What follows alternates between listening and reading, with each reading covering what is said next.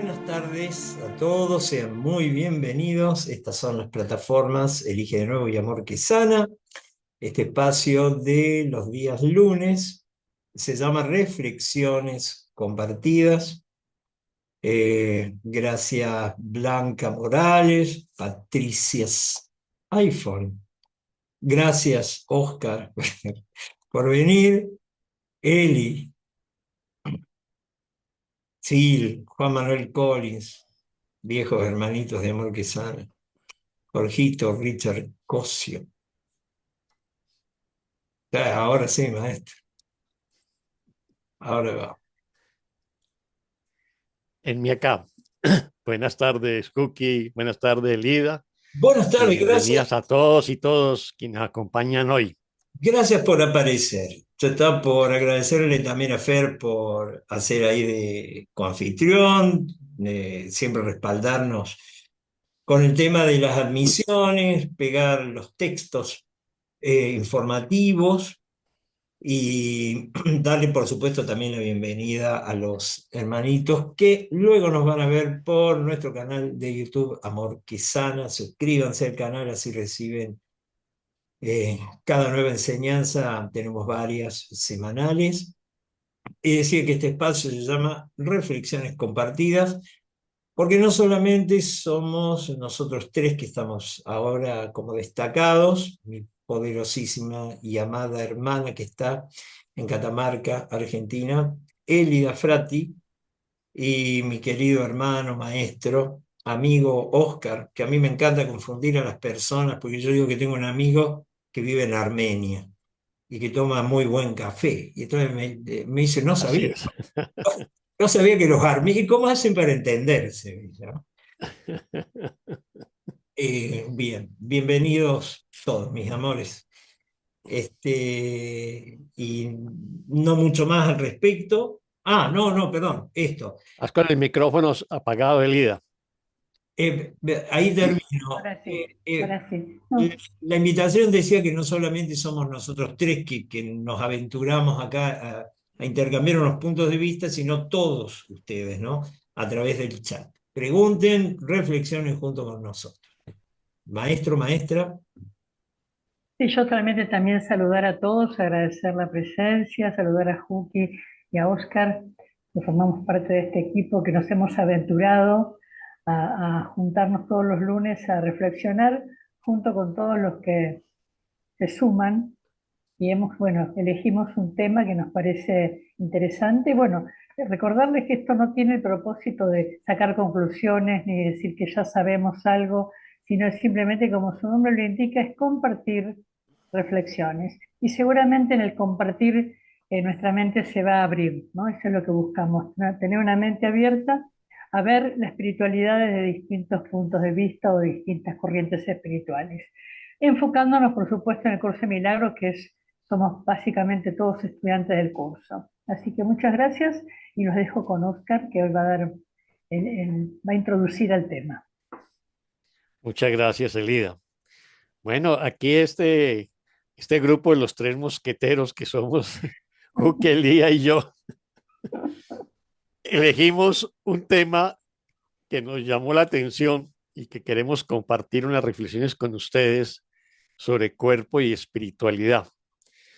Eh, el tema que nos disparó, digamos, la idea central de esta reflexión del día de hoy es un video que lo vamos a compartir, pero de una manera, pues, recortada, no el video completo, sobre el pequeño Buda, ¿no? Que es un documental que ya lo vamos a ver, pero que habla de un niño, de un joven, un adolescente, que entra en meditación durante muchos meses, ¿no?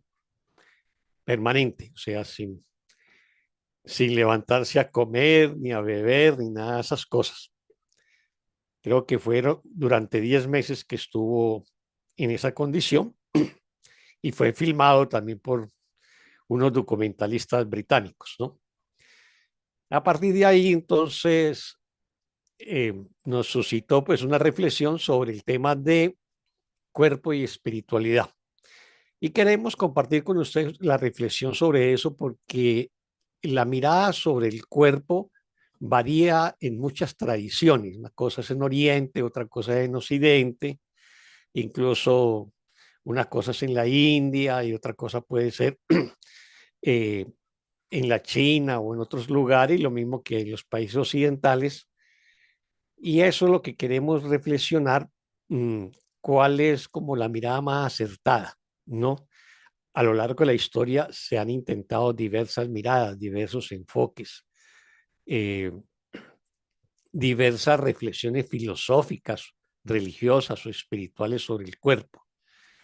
Y las vamos a querer repasar, y cada cual de nosotros pues, sacará sus propias conclusiones, porque la idea de este espacio no es darles conclusiones, no es darle la fórmula, no es darle la respuesta acabada. Es más bien abrir la reflexión, mostrarle los diversos enfoques que nosotros conocemos. Es posible que incluso hayan muchos más, pero si se les crea la inquietud, pues podrán indagar, investigar y profundizar en esos temas. Así que vamos a ver el video, que como les digo, ha sido recortado para que podamos ver como la parte central del tema, y a partir de allí iniciaremos la reflexión. Podríamos introducir tal vez algunas preguntas que ustedes pueden ir trabajando mientras ven el video, como cómo me relaciono yo con el cuerpo, con mi cuerpo, cómo me relaciono yo con mi cuerpo, ¿no? ¿Qué valor le doy a mi cuerpo? ¿Qué papel juega mi cuerpo en mi vida? ¿Qué tanto me identifico con él? ¿Qué propósito le doy a mi cuerpo? ¿No? Y sobre todo desde la perspectiva de la espiritualidad, ¿cómo lo estoy gestionando? ¿No? Creo que vale la pena tener en cuenta esas preguntas a lo largo del video y a lo largo de la reflexión. Y si alguna inquietud se les ocurre, pues escríbanos por el chat mientras vamos haciendo la exposición o viendo el video. Bueno, entonces adelante, querido Juki, con el video. Antes de ir a la proyección, quería aclarar que la persona que van a ver de niño no tiene nada, porque esta segmentación se produce en relación con un sadhu que ha conseguido alimentarse de un modo diferente al que lo hacemos nosotros. Porque si no va a aparecer el sadhu ahí y va a decir, pero este niño Buda. Hay varios segmentos del video, sí.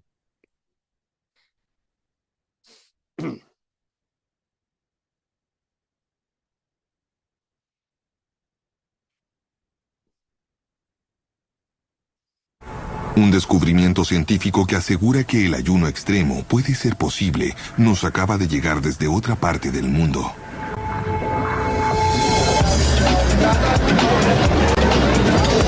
Un médico en Ahmedabad, India, nos contactó después de ver al muchacho por televisión. Él dice que su equipo hizo un descubrimiento que puede finalmente aclarar muchas dudas. Realmente estaba fascinado de ver al muchacho que ha estado ayunando por 6 u 8 meses. Es muy emocionante para mí porque estudié casos parecidos en el pasado y puedo entender que eso sea posible. El caso más famoso del Dr. Shah es Prahlad Jani, un hombre santo que asegura no haber comido ni bebido desde que tenía 12 años. No he comido nada, ni siquiera ahora, aun cuando tengo 80 años. Esto sinceramente me emociona mucho, porque sé que es un hecho que de verdad va a cambiar el sentido del trabajo médico. A pesar de que camino 100 o 200 kilómetros en la jungla, jamás transpiro ni siento cansancio ni sueño. Puedo meditar por 3, 8 o 12 horas, incluso meses. Recientemente, Prahlad Jani estuvo 10 días siendo filmado y observado 24 horas. Así fue minuto a minuto. Él estaba en una cabaña cerrada por fuera. El baño también. Mis asistentes se iban turnando para estar con él las 24 horas. Equipos de médicos venían a diferentes horas durante el día, lo que no se le informaba a él. Y nos aseguramos de que nada saliera mal, en el sentido de que el mundo médico supiera que no hubo ni un solo error.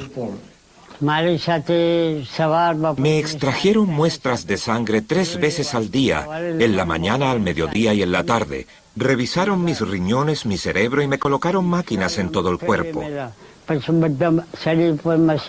Trataban de descubrir qué factores hacían funcionar mi cuerpo.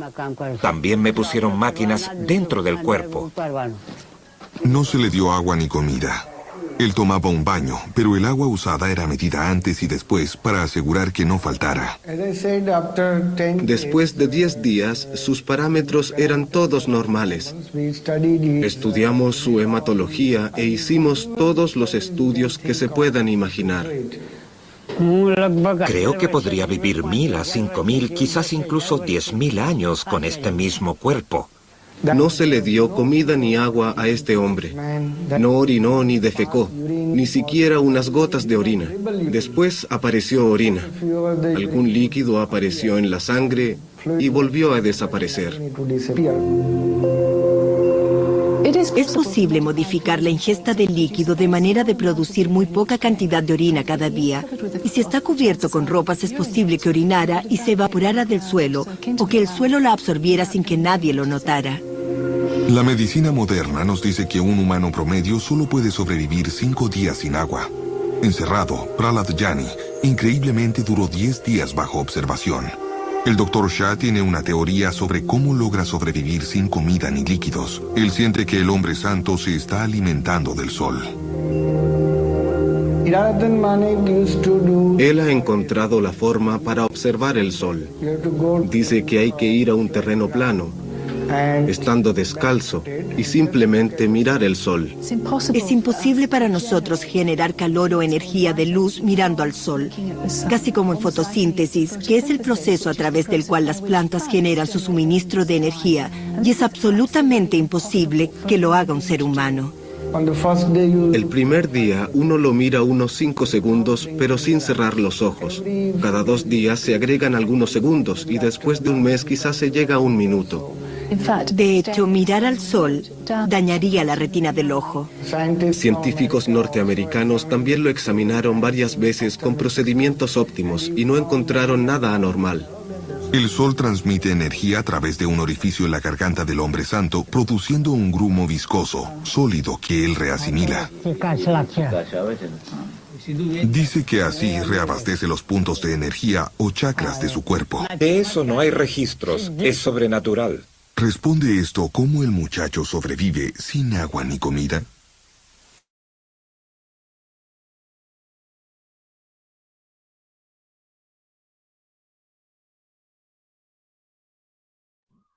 Bueno, ahí tenemos el video, ¿no? 2 casos, el del muchacho y el del,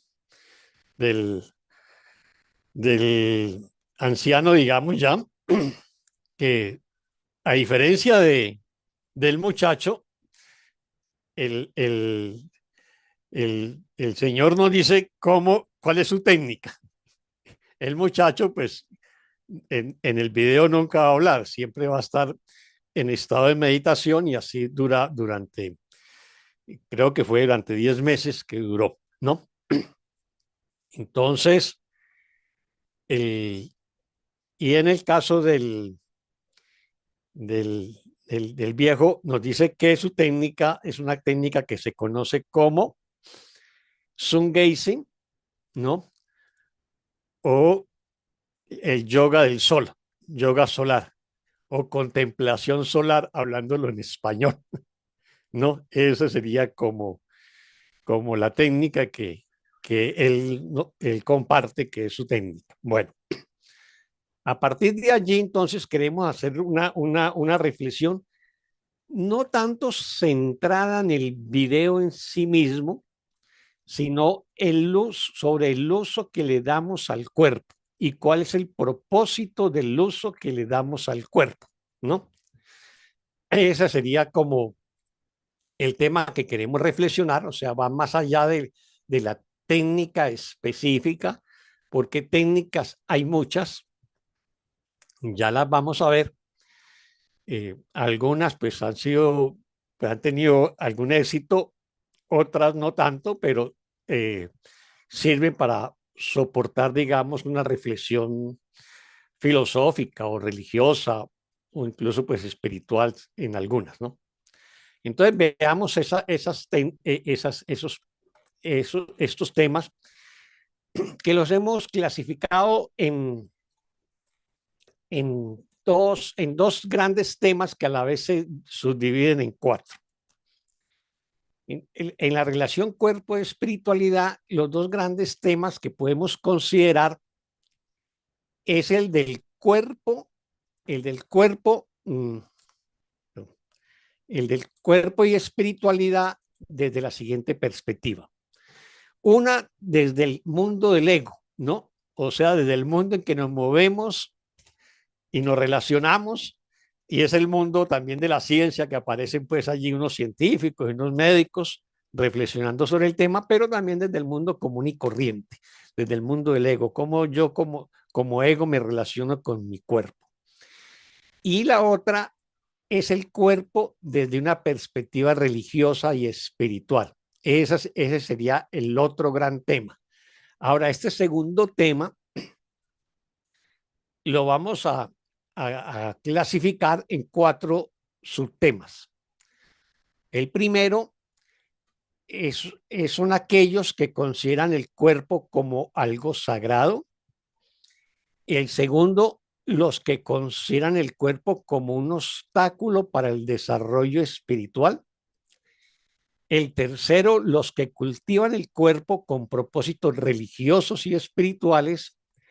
Y el cuarto, lo que podemos llamar la vía del medio, ¿no? Esa vía del medio, pues la palabra vía del medio viene de Buda, ¿no? Que ya la explicaremos más adelante. Entonces, el primer bloque, que es el cuerpo desde el mundo del ego, desde el mundo de la modernidad, de la ciencia, etcétera. Entonces, pues obviamente que está el concepto de la medicina o el cuerpo como fuerza de trabajo, como fuente de riqueza, como salud, como belleza, como fama, ¿no? Como inmortalidad y cómo nos relacionamos con la muerte o tratamos de huir de la muerte buscando el elixir de la eterna juventud, ¿no? Y hoy está muy de moda eso, pues con las biotecnologías que buscan prolongar más y más la vida de los cuerpos, ¿no? Y que pues poco a poco lo han logrado. De hecho, en el siglo XX duplicamos la expectativa de vida del cuerpo. Al iniciar el siglo XX teníamos un promedio de expectativa de vida de 35 años y lo terminamos con unos 70 años. Y hoy hay países que tienen expectativas de vida en promedio de 86 años, como Japón y España, ¿no? Y hay países que lo tienen menos porque su sistema médico y sanitario y bueno, los temas de pobreza y desigualdad social, pues hacen que el promedio de vida sea pues mucho menor en algunos países de América o de África, por ejemplo. Bueno, el otro gran bloque, que es donde vamos a centrar un poco más la reflexión, es el tema del cuerpo desde la perspectiva religiosa y espiritual. Como les mencioné, este tema lo subdividimos en cuatro temas. El primer tema son aquellos que consideran que el cuerpo es sagrado, ¿no? Y son los que consideran no solamente que el cuerpo es sagrado o partes de cuerpo, por ejemplo, los santos se utilizan como reliquias sagradas. Por ejemplo, el altar de muchas iglesias se consagra con la reliquia, el hueso de un santo, o las sandalias de un santo, o la ropa de un santo, ¿no? Y de esa manera se consagra el altar de muchos templos, ¿no? O pues en el cristianismo se dice que el cuerpo es el altar del Espíritu Santo, ¿no? Desde otra perspectiva espiritual, pues podemos considerar que es mejor considerar que es la mente el altar del Espíritu Santo. Por ejemplo, esa sería la perspectiva de un curso de milagros, ¿no? También consideramos sagrados los lugares donde nacieron o murieron sus santos. Se consideran muy sagrados porque fueron pisados o habitados eh, por un santo. Entonces, así, por ejemplo, en el cristianismo, pues se consideran sagrados Jerusalén y los sitios que visitó Jesús, en el caso de Belén, por ejemplo, o Nazaret, o en el caso del profeta Mahoma en el Islam, pues también se considera sagrada ciudades como Jerusalén, Medina y la Meca, que fue donde estuvo el profeta Mahoma, ¿no? Y en algunas otras tradiciones no solamente se santifica el cuerpo, sino parte del cuerpo. Por ejemplo, en algunas regiones del mundo se practica la orinoterapia, ¿no? Y en el caso de algunas tradiciones budistas, por ejemplo, se considera un honor, ¿no? Beber la orina de su maestro del monje budista, ¿no? Pero eso es, digamos, para dar una perspectiva de aquellos que consideran que el cuerpo es sagrado, ¿no? Luego vemos el otro bloque, que es los que consideran que el cuerpo es un obstáculo para el desarrollo espiritual. Quienes sostienen digamos, esta condición, consideran que el cuerpo es la parte más densa y que y tiene que ver con los deseos, con los impulsos, con la emocionalidad, ¿no? Y como una expresión como un mecanismo de ataque, de defensa, etcétera, y por lo tanto me va a alejar de la espiritualidad. Eso ha estado digamos que en casi todas las tradiciones espirituales y en las diversas geografías del mundo. Y pues podemos señalar varios de ellos. Por ejemplo, los ascetas en la India, que vamos a ver que casi todos van a hacer lo mismo, ¿no? En el sentido de la misma práctica, o sea, los ascetas viven en las montañas, viven en la selva, viven retirados, solamente tienen un taparrabos, la única pertenencia que tienen es un cuenco para beber agua, y se alimentan de lo que encuentren en el camino, ¿no? O lo que le dé la gente también cuando se cruzan en el camino.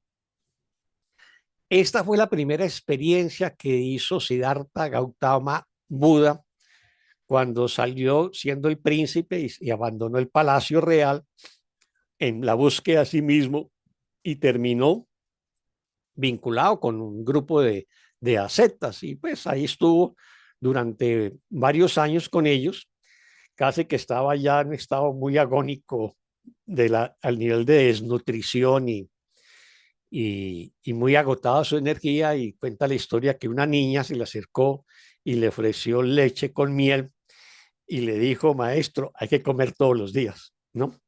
Así que Buda encontró en el mensaje de la niña como algo inspirador y dijo: este no es el camino, hay que buscar el camino intermedio, ¿no? O sea, el camino entre el cuerpo y la espiritualidad, pero pues no, digamos, no someter el cuerpo a situaciones extremas. Eso mismo y esa misma condición tienen los faquires. Los faquires, digamos que son los mismos ascetas, pero es en el mundo musulmán, en el mundo árabe, ¿no? Y los ascetas, pues en el mundo hindú. Y bueno, también toda parte que era el budismo, porque finalmente el Buda nació en un mundo hinduista, ¿no? Y fue como una especie de rebelión, digamos, teológica o espiritual frente a las prácticas del hinduismo, ¿no? Bueno, entonces los faquires tienen la misma práctica, consideran que el cuerpo es un obstáculo para el desarrollo de la espiritualidad, entonces le dan la menor atención posible y se concentran pues en la meditación o en la oración o en la contemplación. En la antigua Grecia, de hace más de 2500 años, en la edad de oro de Grecia, en todas sus escuelas filosóficas, hubo una escuela muy famosa que fue la escuela de los cínicos, ¿no? Que prácticamente predicaban lo mismo que los ascetas y los faquires. El más famoso de todos estos filósofos era Diógenes, que también pues vivía con un taparrabos, con un cuenco, como su única pertenencia, dormía en un barril o, o en un tonel abierto de vino, creo, ahí dormía. Era muy conocido porque andaba durante el día en Atenas con una lámpara. En algún momento se le acercó Alejandro Magno, el emperador, y le dijo que lo acompañara y que fuera su consejero, su asesor, su maestro, y pues obviamente que Diógenes, que ya estaba totalmente alejado del mundo y de los cuerpos y del poder y de la gloria, pues eso no le iba a llamar la atención. Así que le dijo a Alejandro que no.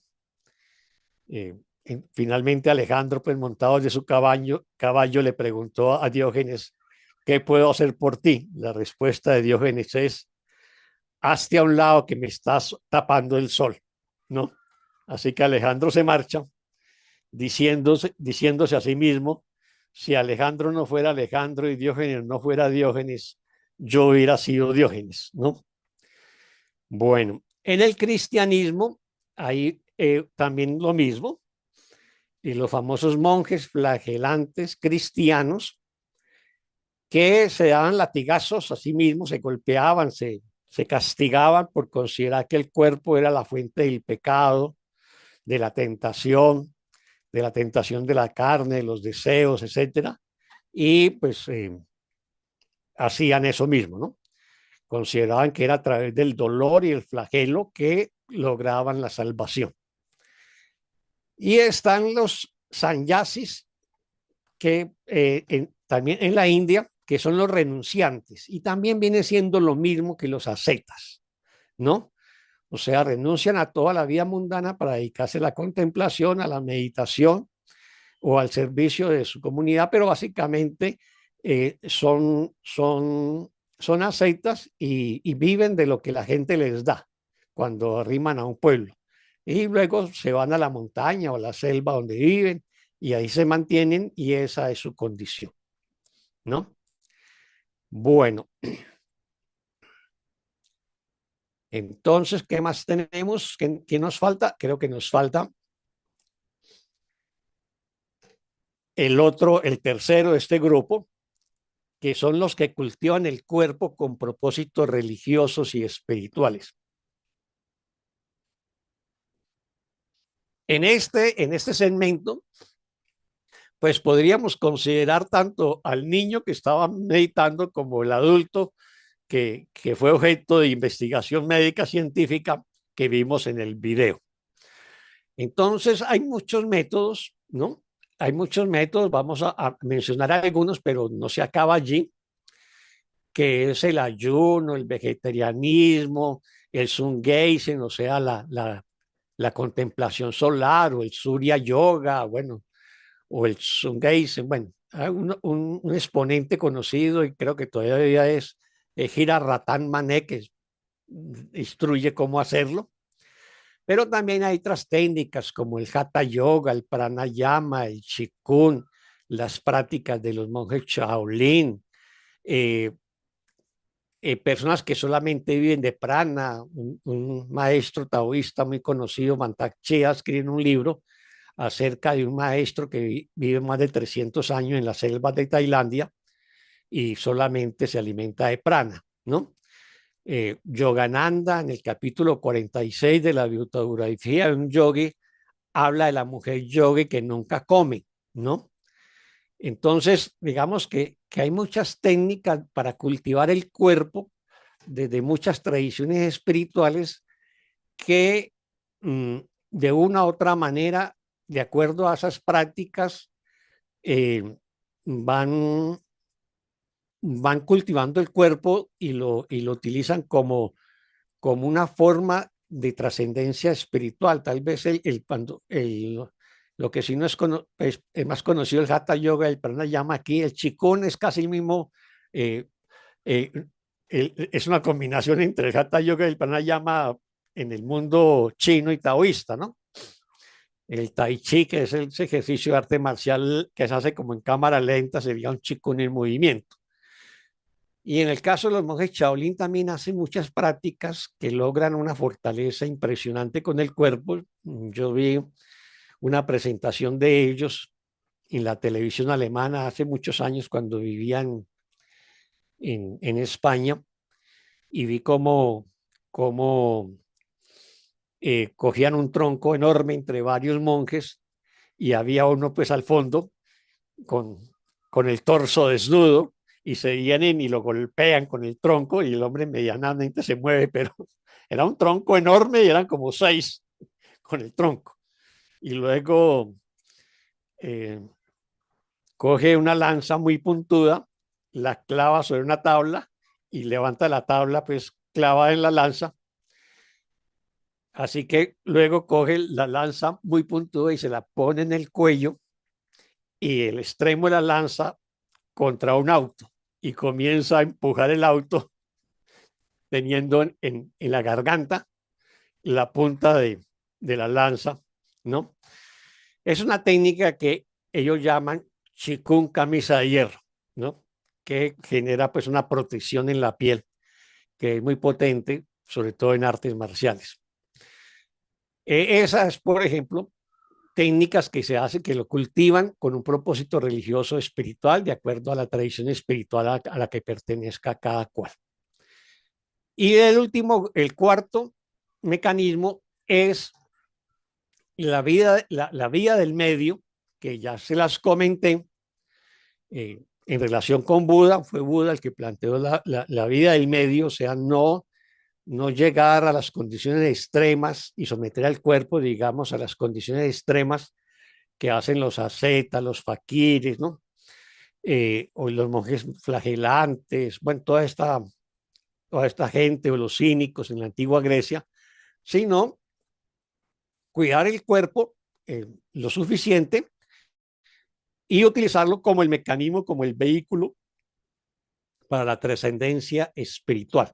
En ese sentido, esta vida del medio es más o menos, pues no está con ese nombre, pero se sintoniza con las enseñanzas de un curso de milagros, ¿no? Un curso de milagros va a decir que el cuerpo es el instrumento del ego para afirmar la separación, pero luego lo reinterpreta como un instrumento para la comunicación y el perdón. Entonces va a concluir que el cuerpo lo va a definir como algo neutro. O sea, el cuerpo es un vehículo y como vehículo es neutro. Va a depender quién sea el conductor. Si es la mente del ego, para que lo utilice como un instrumento de ataque, agresión y de separación, o la mente amorosa, o el Espíritu Santo, o bueno, la divinidad, como lo queramos llamar, y entonces se vuelve en un vehículo al servicio del amor, de la paz, del perdón y de la sanación. Esa, digamos, es como el recorrido que queríamos compartirle para abrir la reflexión sobre cuál es digamos, las diversas interpretaciones de distintas corrientes espirituales sobre el cuerpo y lo mismo cómo lo asume la medicina y la ciencia, que lo vimos en el video, pues nosotros lo conocemos porque amo a los médicos y estamos muy familiarizados con la medicina moderna, ¿no? Y lo otro, pues lo utilizamos como un vehículo para adquirir belleza, fama, poder, como fuerza de trabajo, como fuente generadora de riqueza, etcétera, etcétera, que es un poco la función que le damos en este mundo a los cuerpos. Así que bueno, con esto aperturamos el tema. Si tenemos preguntas, comentarios y reflexiones, bienvenidas y bienvenidos todas y todos.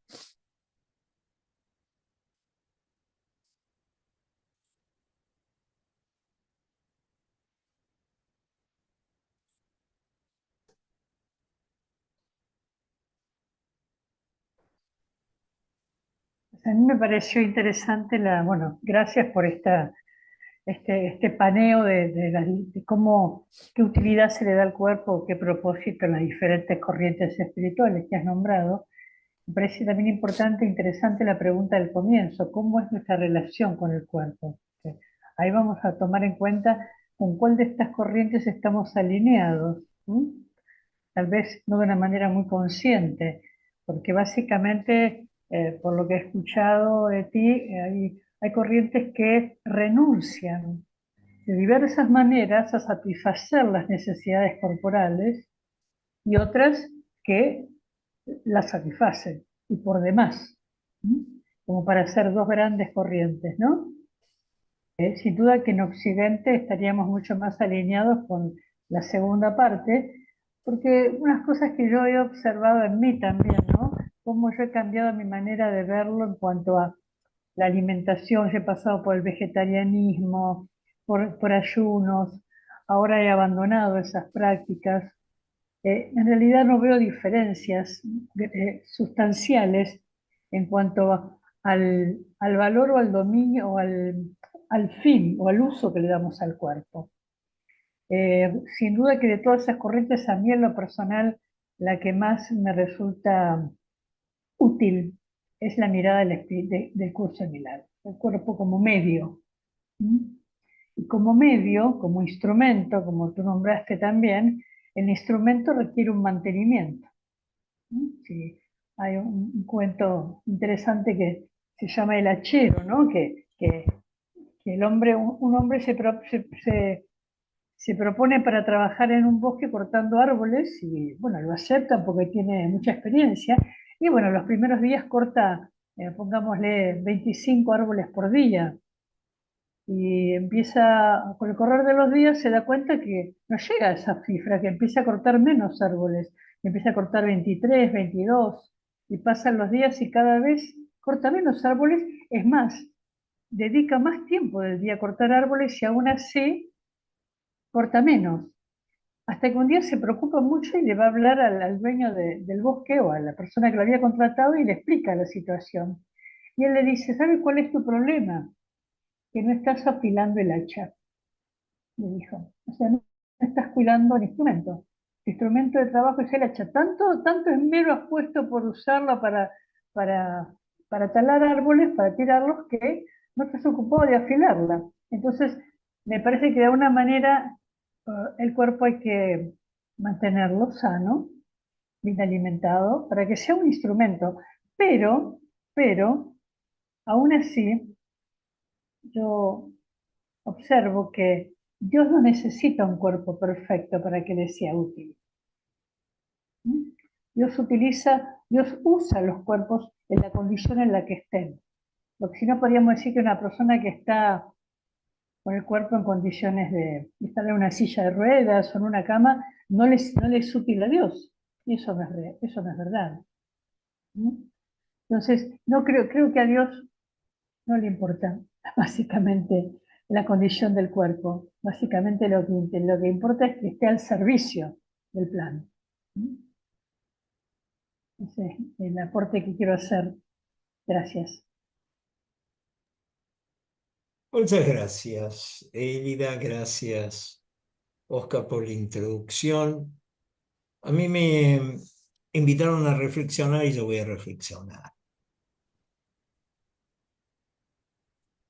Eh,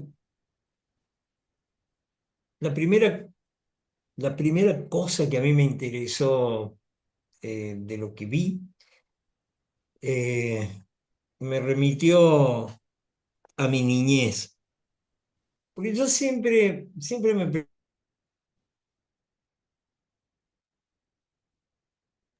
Aló, aló, aló, ¿ahí me oyen? Siempre, y lo que dije antes, ¿lo escucharon? Ah, perfecto.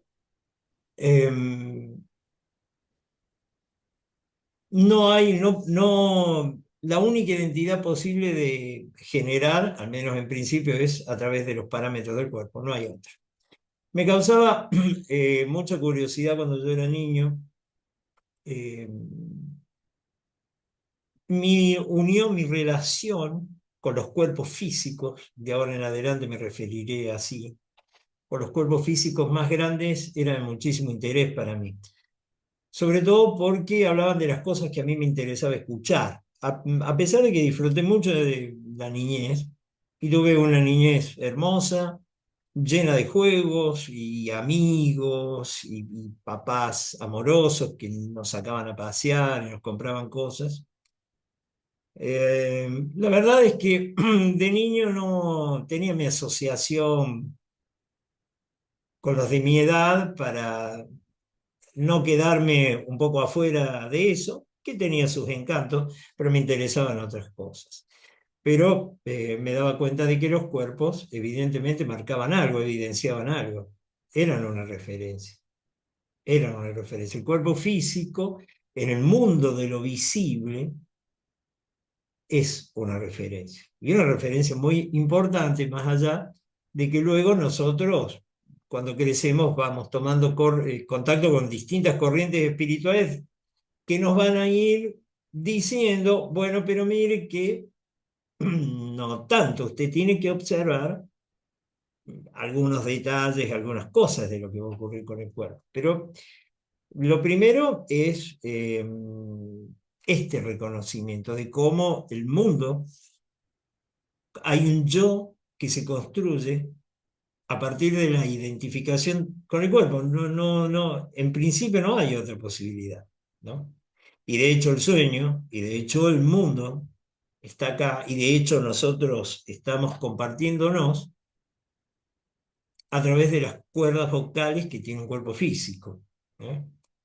Entonces, la primera reflexión es esta demarcación firme, concreta, inapelable, al menos en principio, porque quiénes son los que toman nota y quiénes son los que llevan adelante una estadística respecto de lo que es el mundo, pues los órganos de los sentidos, ¿eh? La vista, el olfato, el oído, el tacto, el gusto. Y en ese sentido, la existencia, la realidad del cuerpo es muy poderosa. Lo notable, de esto empecé a percatarme un poco más adelante cuando crecía, es de la enorme seducción que ofrecen los cuerpos, de la enorme posibilidad que ofrecen los cuerpos. Por ejemplo, si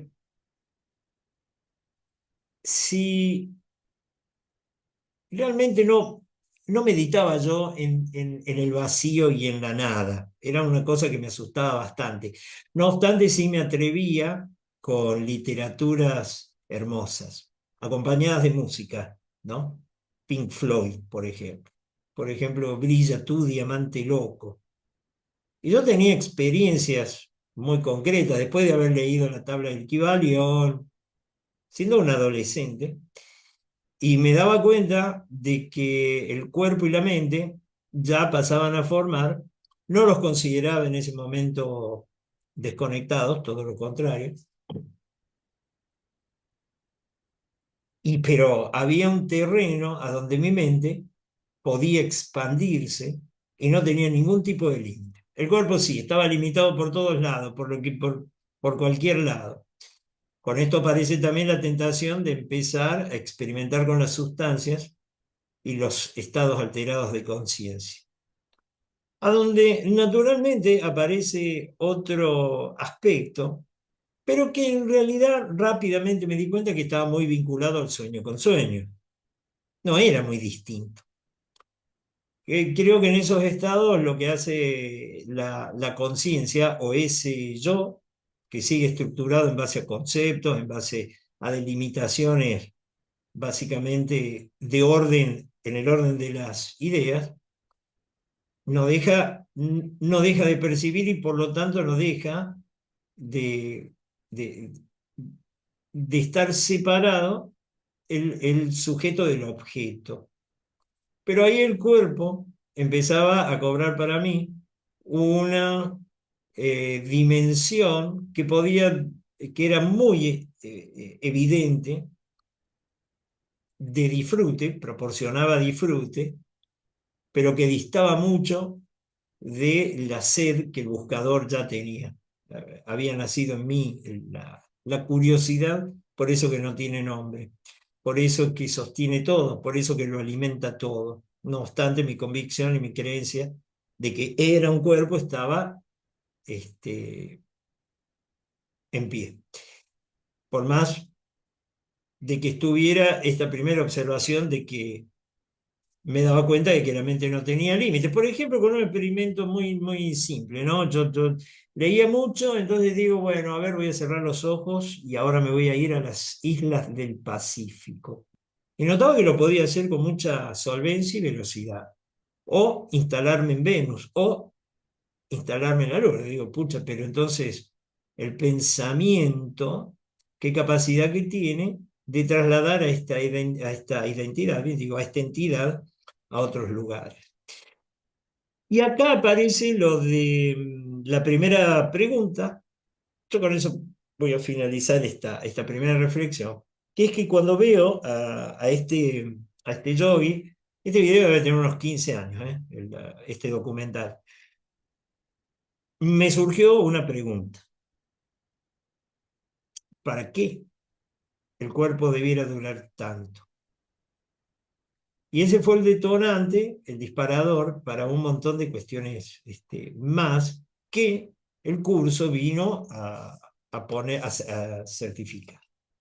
Y a decir, mira, la intuición no estaba tan errada, porque hay algo inexorable, que es el deterioro del cuerpo. Ahora bien, la vocación del sadhu, el sadhu como el sannyasi, en realidad son diferentes, ¿no? Sannyas en India es una institución, un darshana, una darshana a donde el sujeto renuncia a, a cualquier tipo de pertenencia material y se dedica pura y exclusivamente a la espiritualidad. El sadhu puede cultivar estos, aquí está la prueba de ese sadhu que cultiva, y de hecho sale con, parece ser que es un adorador de Shiva.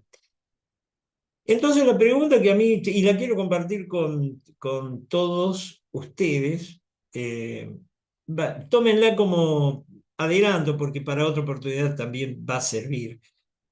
Si bien es cierto la motivación, la práctica, hoy finca en que este trabajo de entrenamiento tiene que servir para que la identificación con el cuerpo ceda, se afloje. Porque el inmenso dolor que procede de la convicción de la identificación con el cuerpo no tiene nombre, es una cosa inenarrable, ¿no?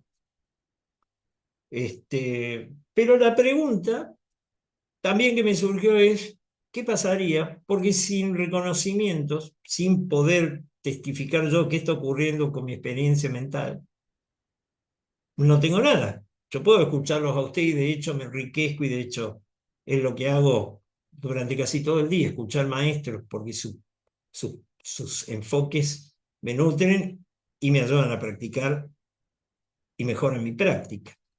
Entonces me surgió la pregunta, ¿mi deseo interno poderoso no sería vivir para siempre?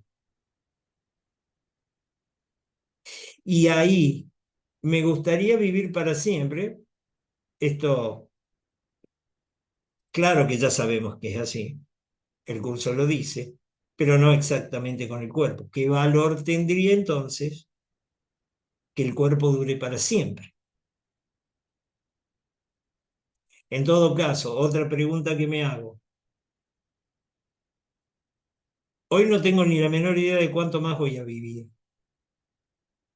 Cuánto más se puede afianzar mi práctica por más que viva mucho tiempo. En definitiva, este deseo del sadhu, legítimo, hecho realidad en el sueño y en la manifestación, viene a caballo de un propósito. Eso también me llamó mucho la atención. Porque de nuevo, siempre cuestiono mi propósito. Estoy acá, ¿para qué? Vengo acá, ¿para qué? Supongo yo, entiendo, que en estas categorías que enumeró también tan prolijamente Oscar, una de ellas cree, tiene fe, piensa, sostiene y adhiere a que la permanencia en el cuerpo asegura algo. Lo que sea, pero asegura algo. No estoy en condiciones de decir qué. Bien, ese no es mi caso. Ese no es mi caso. Otra pregunta que me hago, aunque más o menos intuyo en qué dirección va la respuesta, es lo mucho que me apetece el cuerpo como fuente de placer. Y ahí están vinculados directamente los órganos de los sentidos. Mis amores, esa es mi reflexión, que luego completaré con algún otro detalle. Gracias.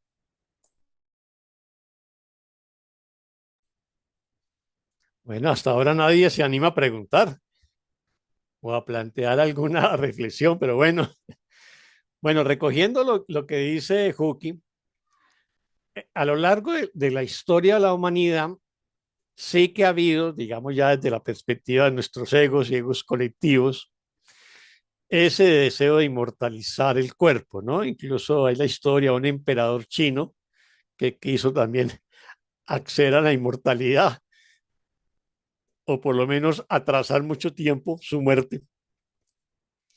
Y lo que hizo fue acelerarla porque lo que le dieron sus médicos era mercurio, creo que era. Entonces, lo que hizo fue acelerar la muerte, ¿no? A través de la historia de la humanidad, digamos que nosotros nos hemos movido en una lucha, digamos, continua contra la muerte, básicamente a tres niveles, que ha sido las pandemias, ¿no? Lo conocíamos como la peste, por ejemplo, en Europa, que diezmaba hasta la mitad de la población, pero también en Asia y en África. Y las guerras, que eso era parte de la vida cotidiana y eran arrasadoras y destruían todo lo que conquistaban. Y también la hambruna, ¿no? Producto de que alguna plaga acabara con las cosechas o una sequía acabara con las cosechas o las inundaciones, etcétera. Y entonces sobrevenía la hambruna. Así que la muerte estaba presente a lo largo de la historia de la humanidad y esa fue una lucha permanente.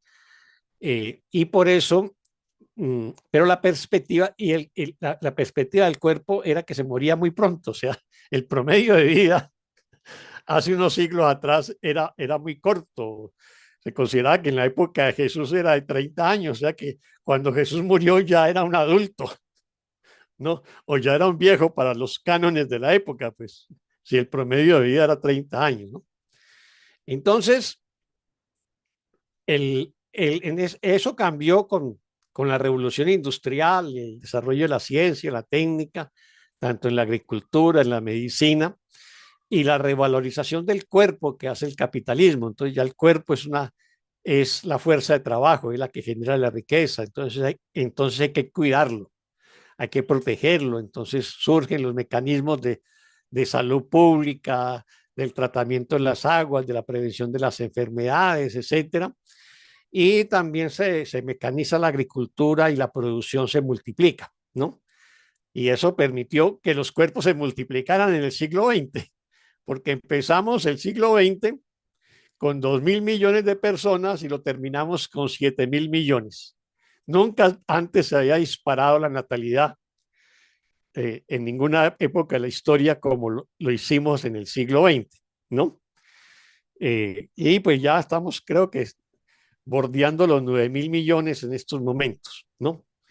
Entonces ya cuando la civilización moderna cree que ya resolvió el tema de las enfermedades, no de manera absoluta, sino de manera relativa.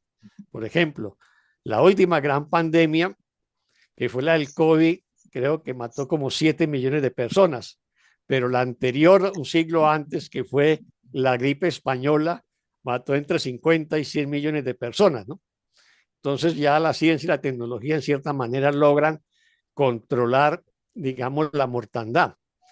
Y pues las hambrunas que existen hoy por hoy es básicamente resultado de la desigualdad económica más que de la imposibilidad técnica de producir cada vez más alimentos. Hay excedente de alimentos en muchos países y baja producción en otros, y tiene que ver más por razones políticas y de desigualdades económicas, pero prácticamente podemos decir que como civilización el tema del hambre también se resolvió. Y en el tema de las guerras también, pese a que vemos guerras en los medios de comunicación, el nivel de destrucción y de mortandad no tiene parangón con las que hicieron en el siglo XX o en los siglos anteriores. Entonces, en esos momentos es cuando la humanidad se plantea nuevas perspectivas sobre el cuerpo. Entonces, bueno, vamos a conquistar la inmortalidad. Y entonces vienen las biotecnologías, viene la manipulación genética, viene el tema de la alimentación, viene el tema de los ejercicios, se popularizan los gimnasios en las ciudades, ¿no? Y muchas otras cosas que hacen parte de ese anhelo de preservar el cuerpo y de darle una larga vida, de conquistar cierta inmortalidad, no en el sentido del Dios absoluto, digamos, judeocristiano, sino un poco a la manera de los dioses griegos, ¿no? Entonces ya se sueña con la posibilidad de vivir 300 o 500 años en unas generaciones cercanas, ¿no? Y esa, digamos, es la perspectiva del ego. Eso nos hace que nos identifiquemos con el cuerpo y nos alejemos de nuestro ser, ¿no? Esa perspectiva. No quiere decir que no lo cuidemos ni lo protejamos, pero que lo miremos como un vehículo que permite la comprensión o las prácticas espirituales que me permita reconocerme como un ser espiritual. Y en ese sentido lo que cultivo más allá del cuerpo es mi propia mente, sanándola y conectando con mi ser. Con cualquier práctica espiritual, todas son válidas, ¿no? Si van en esa perspectiva y con ese propósito. Oscar, Silvina quiere aportar algo o quiere preguntar algo. Adelante, Silvina. Adelante. Y buenas tardes. Unas liñitas de todo lo que vamos escuchando, interesantísimo. Sabemos ya que todo es amor, así que yo amo el cuerpo. Lo amo, empezamos por ahí, ¿no? Yo. Después, otra liñita que quería decir, esto de que venimos como sabiendo que es reflejo de lo interno, ¿no? Que es energía más densa, pero es donde yo en el exterior veo lo interior, así que también estaría bueno utilizarlo positivamente para ver lo interno, que un poco también lo dice el curso. Otra cosita que me quedó ahí de lo que fuimos diciendo todos es esto que ya sabemos todos, ya sabemos esto, pero que me parece que lo que no habría es que usarlo como ídolo, también, ¿no? Que también lo nombra el curso. Ahí es donde uno, me parece, se desbanda. Claramente yo también coincido con la idea del medio y del medio, o sea, del medio de comunicación y del medio de no estar en ninguno de los dos extremos, ¿no? Como utilizarlo, aprovecharlo, como al mismo ego, ¿no? Diría yo. Cualquier cosa que sea ego, yo la trato de utilizar para hacer el camino inverso y ver para qué me sirve sanar o qué tengo que sanar. Entonces, estaría bueno utilizar el cuerpo para eso. Por otro lado, me acordaba de la lección de los dones, de que yo considero que todos tenemos los dones de Dios que nombra el curso, y esto ya es mi opinión, creo que el cuerpo serviría, vamos a decirlo así, o lo podríamos ver como esa identificación de distintos dones, ¿no? Como que, vamos a decir, yo voy a decirlo de esta forma, como que Dios se va manifestando con distintos dones en la diferenciación de nosotros, y eso se ve reflejado en el cuerpo, por eso son diferentes. Yo lo veo un poco así, ¿no? O sea, necesito distintos instrumentos para efectuar o para que usen distintos dones, o reflejen en distintos dones. Entonces, entre todos hacemos el uno y hacemos el todo. Pero bueno, es como una, no identificación de que me identifique con el cuerpo, sino como una diferenciación de los dones, digamos. Acá, no sé, esta persona puede llegar a tener un don de sanación, otra persona tiene el don de la comunicación, no sé, me da como esa sensación de que lo que me está representando, la diferencia en los cuerpos, son los distintos dones internos en los que Dios se va reflejando, se va manifestando. Un poco eso, y bueno, creo que lo más importante es, más allá de lo que sea el cuerpo, utilizarlo para sanar y para transmitir amor. Así que, más allá de filosofar, utilicemos el vehículo que tenemos para conectarnos, para amarnos, para perdonarnos, para el bien, digamos, para el bien de todos. Eso quería decir. Todo sueltito, pero me parece que es un poco todo lo que fueron diciendo. Listo, no digo más nada. Bueno, muchas gracias, Silvina. Sí, va a depender de cada cual cómo lo vemos, ¿no? O sea, desde la mirada del curso de milagros, que es muy radical frente a otras tradiciones espirituales, en su metafísica nos va a decir cosas muy contundentes. Por ejemplo, en el capítulo 6 del libro del texto nos va a decir, Dios no creó el cuerpo porque el cuerpo es destructible y por consiguiente no forma parte del reino. Entonces, eso ya de por sí te está diciendo, Dios no creó el cuerpo, entonces el cuerpo no es santo. No, el cuerpo no es sagrado.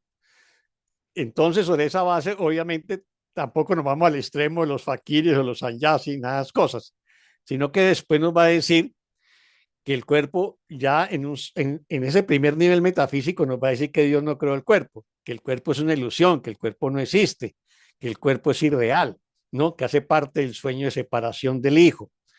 Pero a partir, y eso lo va a afirmar en muchas lecciones del curso de milagros. Desde la lección número 1, nada lo que veo significa nada, es nada del mundo de las formas tiene significado. Y no tiene significado porque no es real.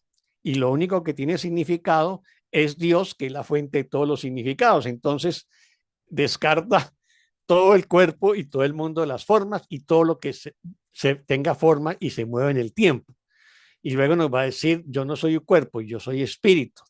O yo no soy cuerpo y porque aún soy tal como Dios me creó, o sea, como espíritu. Entonces nos va llevando a una serie de prácticas donde lo que nos pide es que nos desidentifiquemos del cuerpo, ¿no? Y nos consideremos como una mente que trasciende y que vive más allá del cuerpo y que está conectada con un espíritu que es eterno y inmortal. Entonces, esa desidentificación con el cuerpo no quiere decir que lo maltrates, sino que te va a decir después que simplemente véalo como un vehículo y todo vehículo es neutro, toda herramienta es neutra. Depende de cuál es el propósito que se utiliza. Entonces, o lo utilizamos desde el ego, con todos los deseos, las pasiones, las agresiones, etcétera, o lo utilizamos desde el amor y el perdón y trascendemos y sanamos, ¿no? Y ese es básicamente la perspectiva. Obviamente, que la perspectiva de otras tradiciones espirituales es considerarlo sagrado, y eso pues también se acepta, no se combaten ni vamos a librar una batalla teológica, porque no se trata de eso.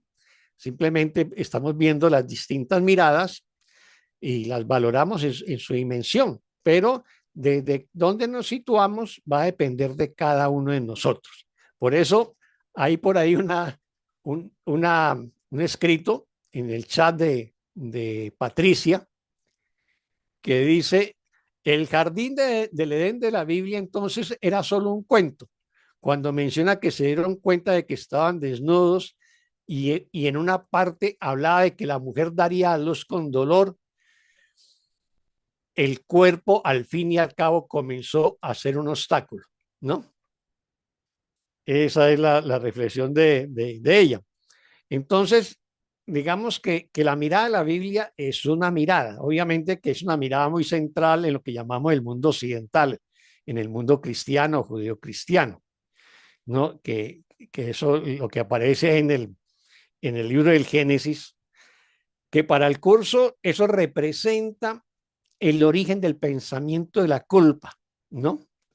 Relacionada con el pecado original.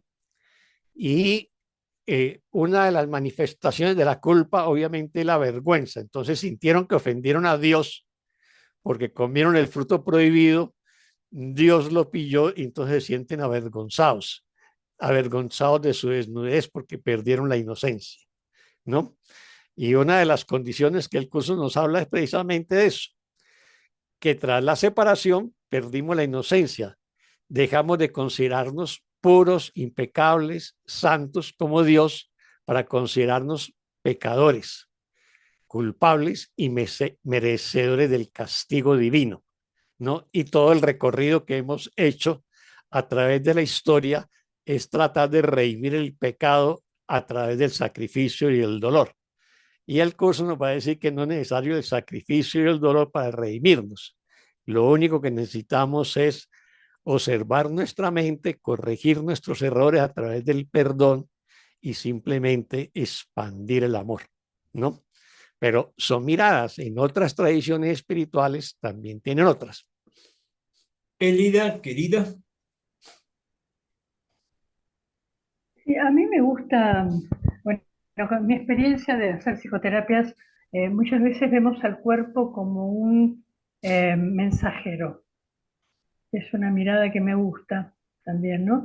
El cuerpo trae un mensaje a través de una conducta, a través de un síntoma, y lo importante entonces no es el mensajero, sino el mensaje. Y eso hay que descifrarlo.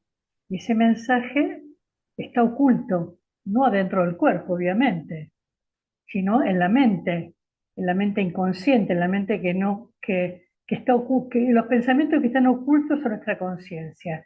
Entonces, el cuerpo en ese sentido es útil. La palabra útil me gusta para hablar del cuerpo más que la palabra valioso. Porque valioso, amar al cuerpo, tiene que ver un poco más con esto de transformarlo en un ídolo. Lo valioso es lo que procede de Dios. Digamos, la valía es lo que Dios le dio a su hijo al crearlo.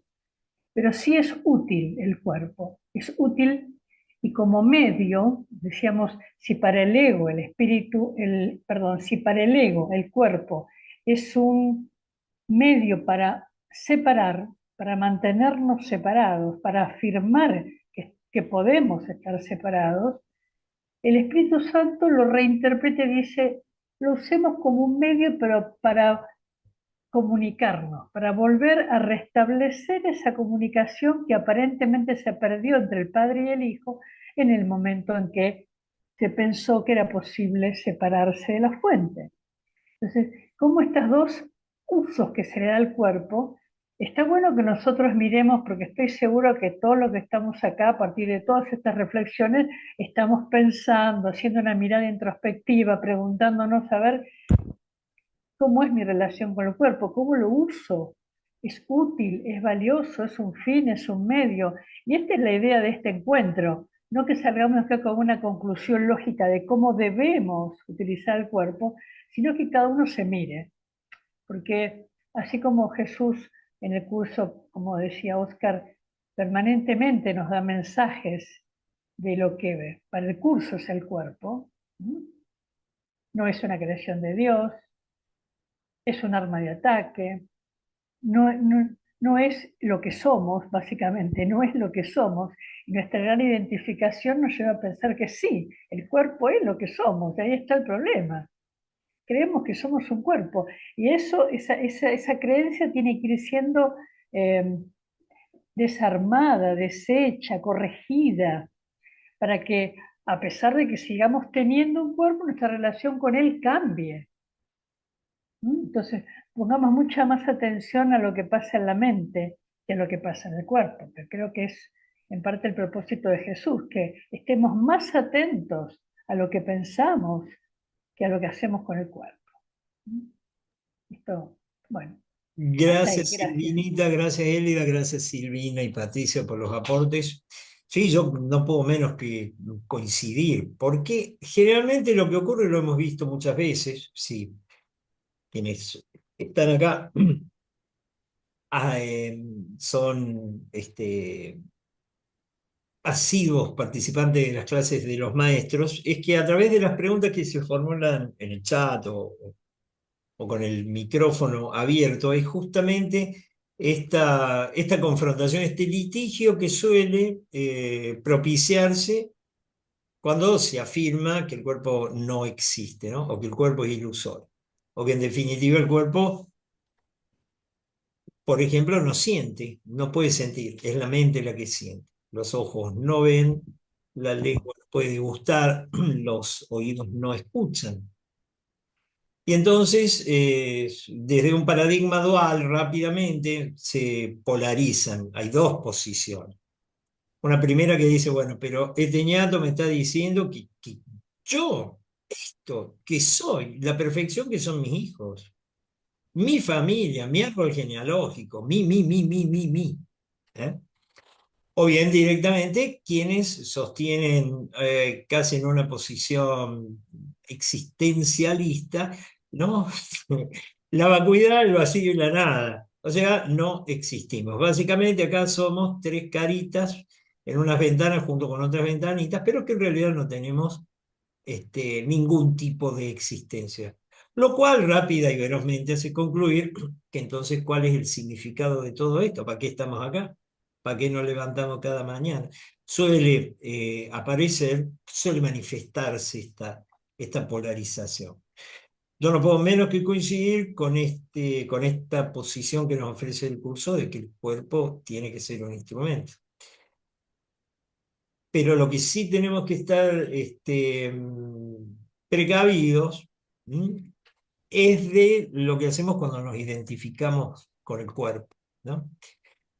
A este respecto, en el tema especial que es el cuerpo, Jesús, en el párrafo 1, que habla directamente del Hijo de Dios, que es el que se imagina haber erigido una fortaleza para separarse, y su oración 4, al identificarse con lo que considera es su seguridad, cree ser lo que ésta es. ¿De qué otro modo si no podría estar seguro de que permanece dentro del cuerpo y de que mantiene el amor afuera? En el párrafo 2, cuando habla de lo que supone una doble seguridad, ¿no? La identificación con el cuerpo. Cuando me identifico con algo, paso a ser algo, eso, paso a ser eso, mejor dicho, ¿no? Y dice, pues la temporalidad del Hijo de Dios es la prueba de que sus cercas funcionan y de que están llevando a cabo la tarea que su mente les asignó. Si cambiamos de parecer con respecto a su finalidad, podemos cambiar el propósito al que el cuerpo obedece. Después nos va a decir que el cuerpo es el medio a través del cual el Hijo de Dios recobra la cordura. Y claramente la propuesta mía es siempre, la comparto, la abro a ustedes, es como es mi práctica respecto de estos enunciados, estas oraciones que nos regala Jesús, en mi práctica. Básicamente eso. Entonces, hasta ahora lo que yo he conseguido es percatarme de el profundo dolor que importa identificarme con un cuerpo. Puedo observarlo. Estoy bastante lejos todavía de entenderme y pensarme a mí mismo como espíritu, ¿no? Primer reconocimiento. A decir verdad, me afecta bastante poco, porque sé que tengo el instructivo del curso, la guía de Jesús y del Espíritu Santo para poder revertir esto. No exactamente revertir, sino poder observarlo desde la perspectiva que se me ofrece, ¿no?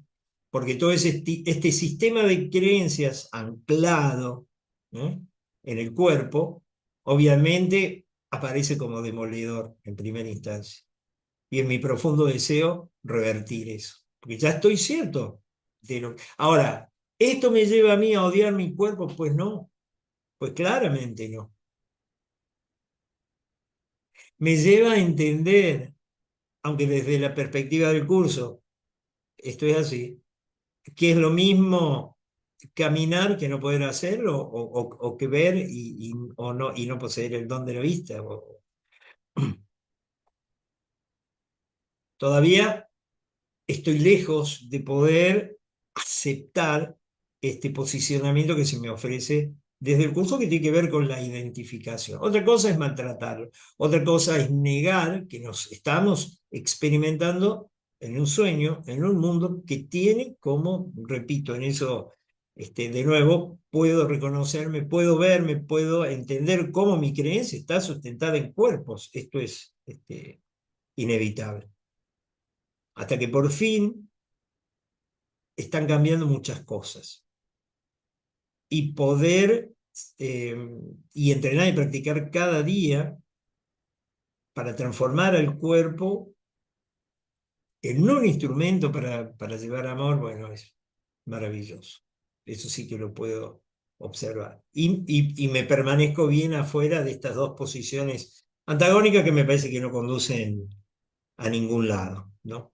Uno bien podría obstinarse, obcecarse y caer en una abierta confusión de niveles como las que siempre proponemos, de la persona que ante la enfermedad de otro hermano puede decirle, no, quédate en paz porque la enfermedad no existe, porque es una resistencia contra la verdad, o denegar absolutamente mi experiencia en el sueño. No tendría mucho caso, en lo que yo considero también una abierta confusión de nivel. He escuchado muchas veces, yo nunca nací, nunca me fui del cielo, permanezco al lado de mi padre. Bueno, es adorable, pero ¿qué hacemos acá entonces? Bueno, eso, mis amores. Ahí Silvina quiere la palabra nuevamente. Alúmbrenos, maestra, vamos. Alúmbreme a mí por lo menos. Cuando van hablando me aparecen cosas. Una cosa que me parece, yo hablo siempre desde mí, obvio. Algo que a mí me sirve bastante para sentir el cuerpo como instrumento, esto que vos decías, que todos decimos, es el silencio. Yo quería decir esto, ¿no? Cuando hablaban, ¿cómo hacemos? Pensaba yo. Digo, bueno, desde el silencio, cuando yo logro acallar la mente, el cuerpo, no sé, se desprende, o no sé qué pasa, algo pasa, y el instrumento queda como más a disposición. No estoy diciendo ninguna novedad, pero esto, ¿no? Recordémoslo, usémoslo, aprovechemos que estamos todos acá recordando esto, ¿no? Bueno, bárbaro. Entonces, si yo logro acallar la mente, y yo recuerdo haberlo hecho en varias oportunidades, y aparece como un amigo el cuerpo, ¿no? Un amigo para la conexión, no sé, un montón, se relaja, sentís cosas, se te aclaran algunos sentimientos, emociones. Entonces, bueno, eso, ¿no? Como lo podemos ayudar con el silencio al cuerpo. para que sirva como instrumento. Opino, me hiciste acordar cuando lo dijiste.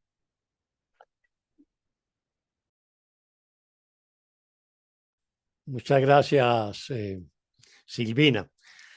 Sí, el tema de la mirada, finalmente. Yo hace poco escribí un texto corto que llama, con el nombre de Nous, recuperando, digamos, una tríada de la cultura griega, de la Grecia clásica de hace 2500 años, que tenían el concepto nous equivalente a espíritu, psique a mente y soma a cuerpo. Y planteaba cómo la modernidad redujo eso a lo psicosomático para el tema de la sanación, excluyendo el nous, el espíritu, ¿no? Si nosotros cogemos esa triada y la miramos como una escalera, en el primer eslabón está soma, cuerpo, en el segundo, psique, mente, y en el tercero, nous, espíritu. Entonces, vamos a notar que desde la perspectiva de la sanación, tanto del mundo del ego como de la espiritualidad, son flechas invertidas. O sea, desde el mundo de la ciencia, de la medicina, la flecha es hacia arriba, parte del cuerpo, la mente y apunta hacia arriba. Entonces, para soma, cuerpo, pues está la medicina, los médicos, bueno, ¿no? Para psiqui, es más reciente porque la medicina puede tener miles de años para el cuerpo, pero para psiqui, la mente, pues la psiquiatría y la psicología no tienen más de 2 siglos, pero bueno, entonces para los temas de la mente, de la psiqui, está la psicología y la psiquiatría, y para el tema del espíritu, entonces la ciencia no se encarga, te dirá, ve a la iglesia, ven donde tu maestro espiritual, ¿no? Pero la ciencia lo descarta como lo vimos al principio del video. Así tengan la evidencia de los personajes que vimos meditando durante meses, ¿no? Desde la espiritualidad, la flecha va de arriba hacia abajo, ¿no? Y esa es la mirada de la espiritualidad, es la supremacía en nous del espíritu que va a influenciar amorosamente sobre la mente y le va a enseñar a sanarse a sí misma. Y en la medida en que la mente se sana a través de la autoobservación, la contemplación, el perdón, la autoindagación, bueno, muchos otros métodos, pues también va a descender sobre una sanación sobre el cuerpo. Por eso son dos flechas invertidas, la del mundo y la de una perspectiva espiritual, donde la supremacía está sobre el espíritu. Y depende de nosotros dónde nos ubicamos. Si nos ubicamos en la flecha que apunta de arriba hacia abajo, pues nosotros consideramos de que es la perspectiva pues correcta, porque en la medida en que permitimos que el espíritu sea quien gobierne nuestra mente gobernará el cuerpo y también lo va a sanar, reconociendo que el cuerpo es temporal, que es mortal, que es un vehículo, no tiene la cualidad de la inmortalidad que tiene el espíritu, ¿no? En cambio, si lo hacemos desde el mundo, desde el ego, pues el énfasis va a estar en el cuerpo y luego en la psiqui, pero finalmente es una sanación incompleta que va a remitir en muchos casos. Así que va a depender nosotros cuál es nuestra mirada, cuál es nuestra perspectiva, desde dónde nos situamos, desde el amor, ¿no? O desde el ego, desde el espíritu o desde la materia, que incluía el cuerpo, ¿no? En todas sus manifestaciones. Elida, querida. Sí, una reflexión más. Desde lo que yo practico hace muchos años, el yoga, decimos que practicamos también sobre la importancia del aquietamiento. Y lo primero que aprendemos a aquietar es el cuerpo, no la mente, paradójicamente, ¿no? Lo primero que hay que aprender a aquietar, la pregunta es, ¿puedo aquietar el cuerpo? ¿Me puedo sentar en una silla, en la posición de loto, en una posición de meditación y dejar el cuerpo quieto? 5 minutos, 10 minutos, propongámonos, va a ver que la tendencia es a como un resorte, saltar de la silla y ponerse a hacer algo, porque la tendencia es que el cuerpo permanentemente esté haciendo algo. Y ese hacer con el cuerpo eclipsa de alguna manera nuestra conexión con el sentir y mucho más con el pensar. O sea que mientras el cuerpo esté a 1000, obviamente por un mandato de la mente, no porque el cuerpo esté a 1000 por sí mismo, por un mandato de la mente egoica, obviamente que la mente egoica no está interesada en que hagamos un contacto profundo con nuestros pensamientos y reconozcamos nuestros pensamientos ilusorios. Pero lo primero es aprender a aquietar el cuerpo. Y eso lleva tiempo. Hay gente que no puede quedarse quieta, hay gente que no puede cerrar los ojos. No puede cerrar los ojos, se siente incómoda. Entonces ahí cuando logramos esto, nos hacemos contacto con nuestro sentir. Y cuando aquietamos o estabilizamos el campo emocional, podemos hacer contacto con nuestro campo mental, con nuestros pensamientos. O sea que, mira, lo primero es aquietar el cuerpo. O sea, eso para mí también es parte de usarlo como un instrumento. Lo voy a dejar quietito. No lo voy a mover. A ver qué me pasa. Es interesante ver qué me pasa cuando dejo el cuerpo quieto. Bueno, eso nomás, gracias.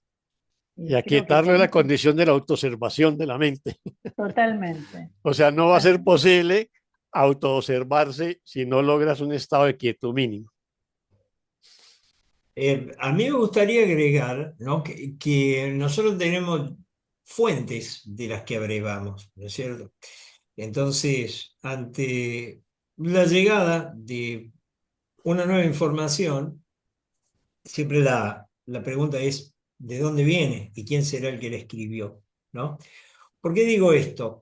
Porque si bien es cierto, me pareció muy, muy interesante lo que decías, Oscar, de una vez subsanadas, ¿no? Esto se da para el círculo cultural de Occidente, ¿no? Porque atravesamos todo el medioevo, en el que incluso el promedio de vida era muy inferior, ¿eh? Era 18, 19 años. La gente que vivía, todavía no habían nacido los burgos como posibilidad de asentamientos, la gente vivía sin nada fuera del reino del señor feudal, y ahí las condiciones de vida eran espantosas.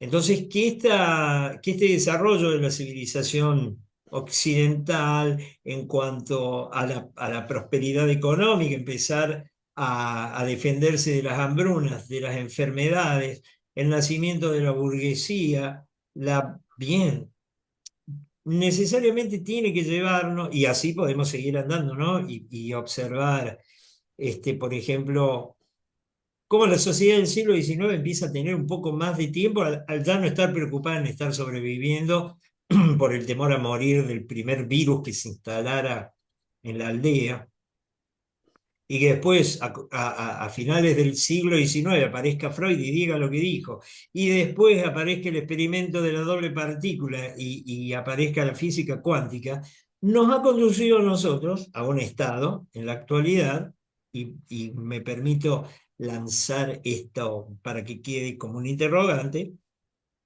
Coincido, creo que al tener tanta cosa solucionada, porque imagínense, ya no estamos, vamos a hablar del humano promedio, a merced de fieras salvajes, de hambrunas, en fin, o sea, una persona, un homeless, en el peor de las circunstancias, está rodeado de una serie de herramientas, de instrumentos por los cuales su salud física puede ser preservada, ¿no? Esto dependerá de los países y de las normas del Estado.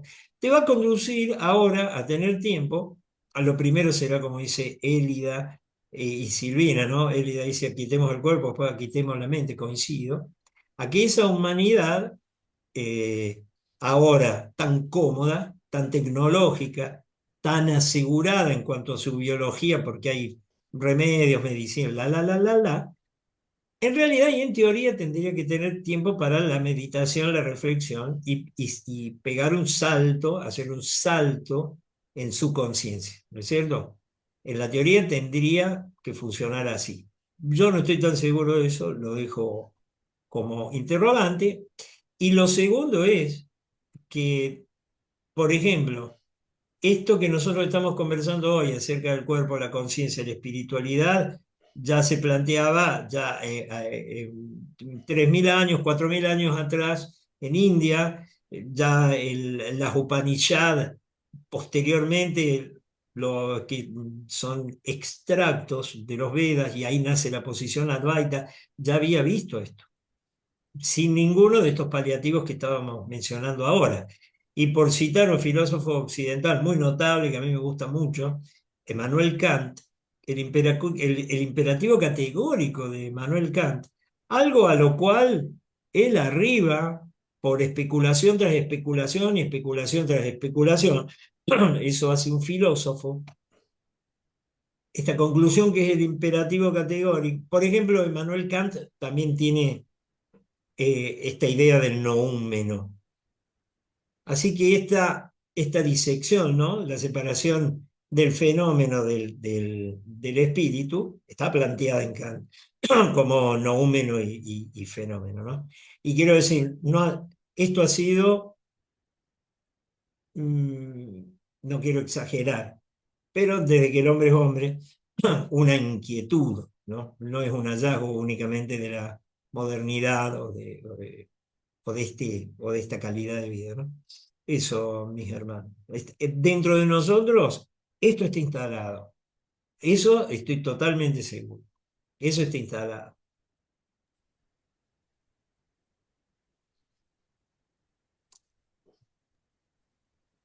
Me parece que no tenemos más preguntas ni comentarios. Se ve que este tema ha movido mucho a la introversión, a la introspección, a la mirada para adentro. Nos dio mucho para preguntas. Gracias por los que han hecho aportes. Y bueno, si somos cuidadosos con el tiempo que nos hemos propuesto, estaríamos en hora. Salvo que alguien más quiera hacer algún comentario, estamos disponibles para eso. Y si no, nos despedimos hasta Ahí el está próximo lunes. Marcia levantando la mano. O ya la bajó. Marcia hizo como esto, diciendo todo Ah, bien. ya. Un símbolo de muy bien. Sí. Así que Ah, bueno, bueno. agradecerles a todos. Yo voy a hacer el cierre hoy, si me permiten. Agradecerles a todos la presencia, la disposición a reflexionar, a mirarse para adentro. Creo que eso es valioso y útil.